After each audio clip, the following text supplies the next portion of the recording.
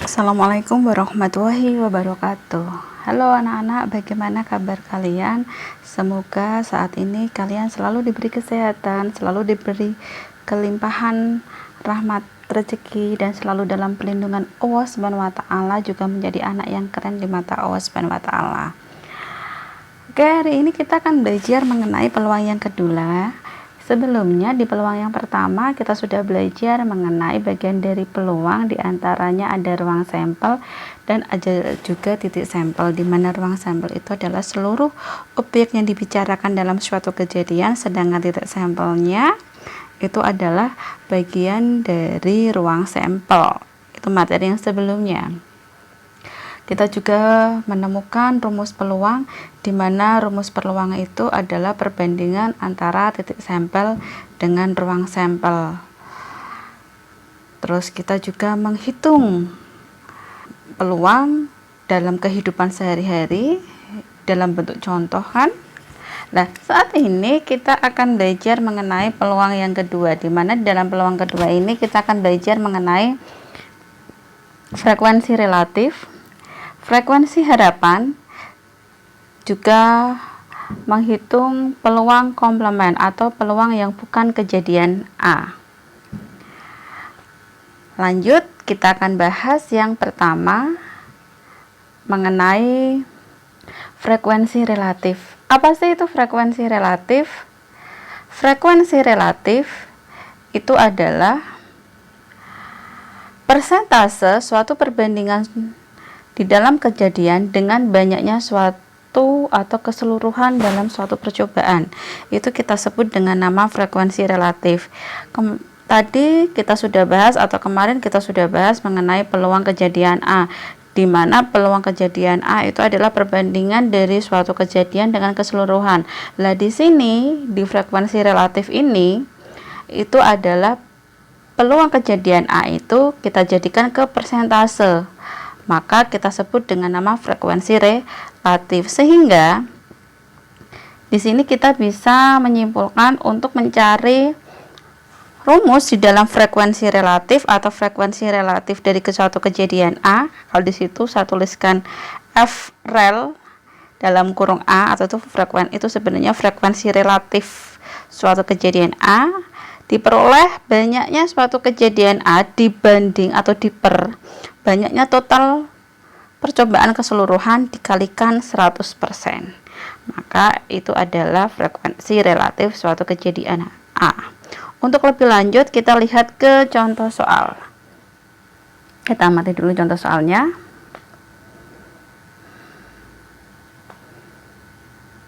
Farel melempar dadu sebanyak 200 kali. Hasilnya adalah muncul muka dadu bermata satu sebanyak 25 kali. Tentukan frekuensi relatifnya. Lah di sini kamu harus mengetahui dulu kata kuncinya. Kata kuncinya itu kita lihat di dalam soal. Ada melempar dadu sebanyak 200 kali dan muncul mata dadu sebanyak 25 kali. 200 kali itu adalah total keseluruhan, sedangkan 25 kali yang muncul pada mata dadu pertama itu adalah kejadian A. Maka dari sini untuk mengetahui frekuensi relatifnya, ya kan, itu suatu kejadian A itu adalah di 25 kan, dibandingkan dengan keseluruhan itu adalah 200 kali dikalikan 100%-nya.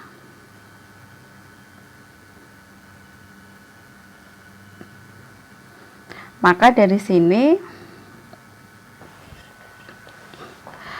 100 dan 200, nolnya 2 kita coret, ketemu 25 dibagi 2. 25 dibagi kedua ketemu berapa? 12,5%. Ini adalah frekuensi relatif suatu kejadian A. Itu atau frekuensi relatif yang muncul pada mata dadu 1. Berikutnya, frekuensi harapan. Apa sih itu frekuensi harapan? Frekuensi harapan adalah banyaknya suatu percobaan dikalikan dengan peluang suatu kejadian A. Jadi, kamu melakukan percobaan berapa kali, kamu kalikan peluangnya berapa, maka itu kita sebut dengan nama frekuensi harapan dari suatu kejadian A. Di sini bisa kamu peroleh bentuk rumusnya. Frekuensi harapan suatu kejadian A atau FH-nya sama dengan N kali peluang A. N itu adalah banyaknya percobaan yang dilakukan, sedangkan PA atau peluang kejadian A. Kalau peluang kejadian A sudah kita bahas tadi kan, atau sudah kita singgung sebentar sebelumnya di apersepsi, atau kemarin atau sebelumnya kita sudah bahas mengenai rumusnya, yaitu apa? Titik sampel dibagi ruang sampel atau kejadian A dibandingkan total keseluruhan. Untuk lebih lanjut kita lihat ke bentuk soalnya. Contoh soal, 3 buah uang logam berisi gambar, di mana gambarnya itu disimbolkan dengan G dan angkanya disimbolkan dengan A, dilempar secara bersama-sama sebanyak 80 kali. Tentukan frekuensi harapan atau harapan yang muncul ketiganya angka. Yuk kita lihat dulu. Kata kuncinya adalah 3 uang logam. Yang kedua adalah sebanyak 80 kali. Dan yang ketiga adalah munculnya ketiganya angka. Kita masih ingat, kalau seperti ini, maka untuk mencari frekuensi harapan otomatis kamu mencari nilai A-nya dulu, ya kan? Peluang A itu adalah kamu nyari nilai A-nya. Ketiganya muncul angka pada 3 uang logam yang kalian lempar, ya tadi kata kuncinya itu ya udah. Untuk titik sampelnya kan angka.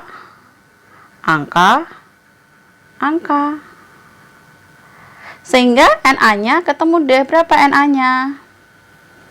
NA-nya sama dengan 1. Untuk NS-nya atau ruang sampelnya, ya kan? Koin itu ada berapa muka sih? Koin itu kan ada 2 muka, ya kan? Angka dan gambar, di situ juga sudah dijelaskan berisi angka dan gambar. Lah, yang dilempar ada berapa koin? Lihat kata kunci yang pertama, ada 3, berarti 2 pangkat 3. Berapa 2 pangkat 3? 8.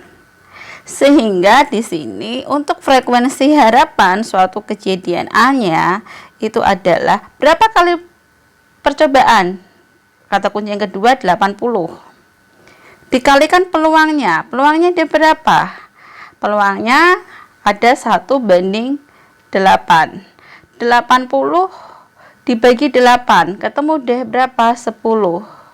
10 kamu kalikan 1, berarti ketemu 10. Ada berapa frekuensi harapan? Ada 10 kali.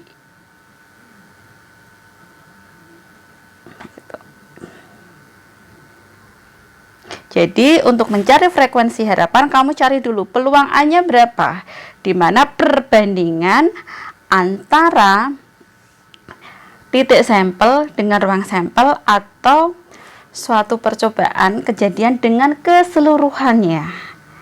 Itu baru kamu kalikan berapa banyaknya dia melakukan percobaan, maka ketemu deh frekuensi harapan.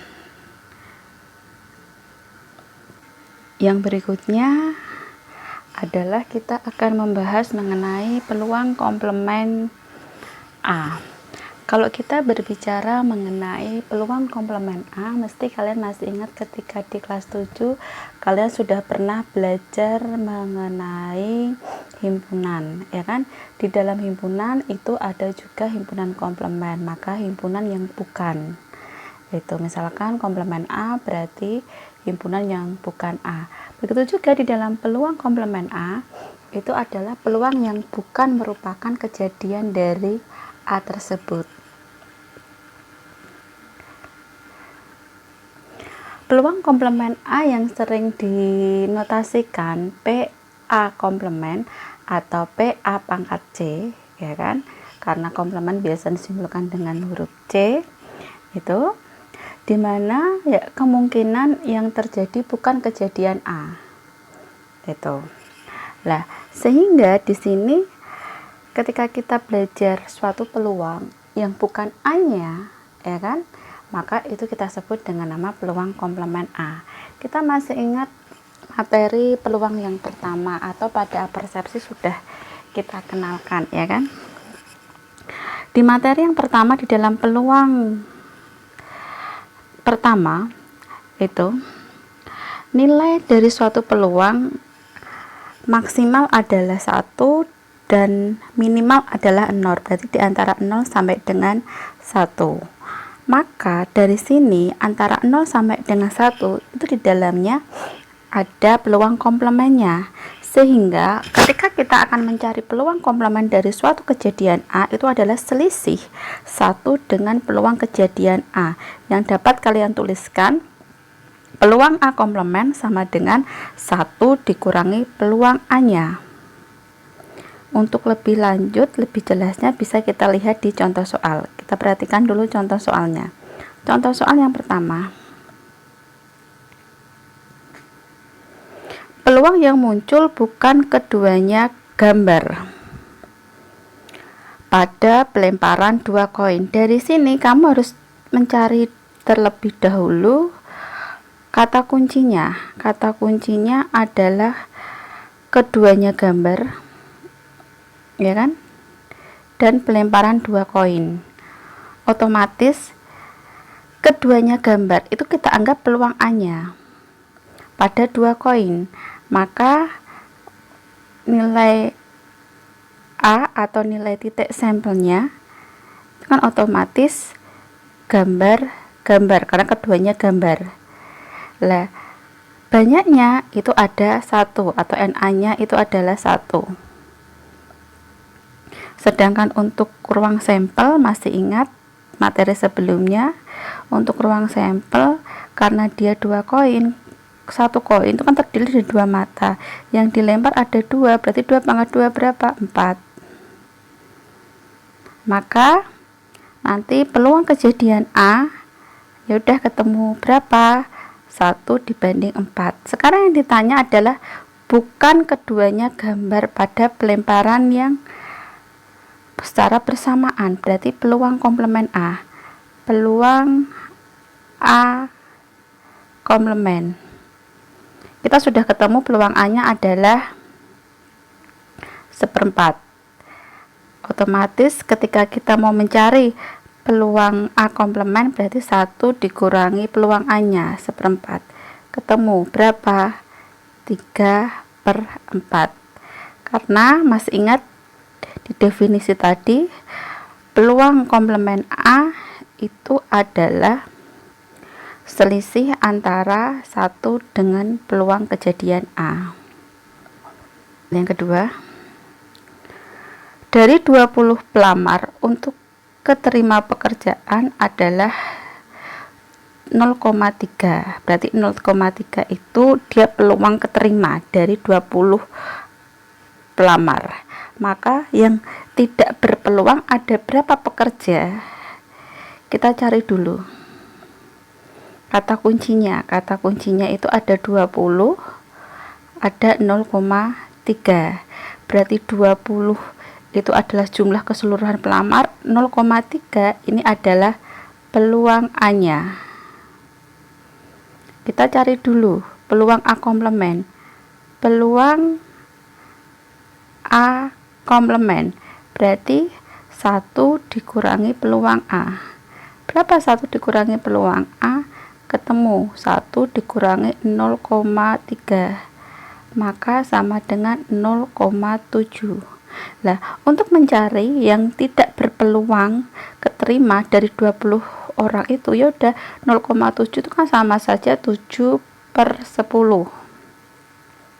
Kita bikin pecahan biasa, berarti 7/10 kamu kalikan jumlah pelamarnya ada berapa? Ada 20 orang.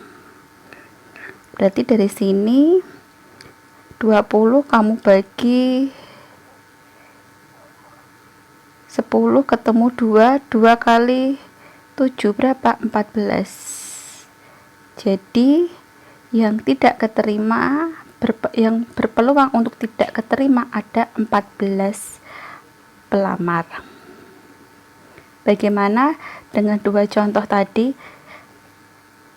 Pokoknya kalian ingat, ketika kalian mencari peluang komplement ataupun ketika kalian mencari frekuensi relatif, ketika kalian mencari frekuensi harapan, pertama yang kamu cari adalah nilai peluangnya dulu.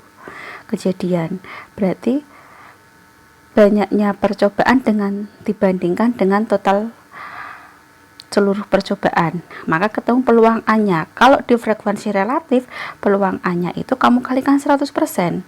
Tetapi kalau di frekuensi harapan, peluangnya itu kamu kalikan berapa kali banyak percobaan yang kalian lakukan.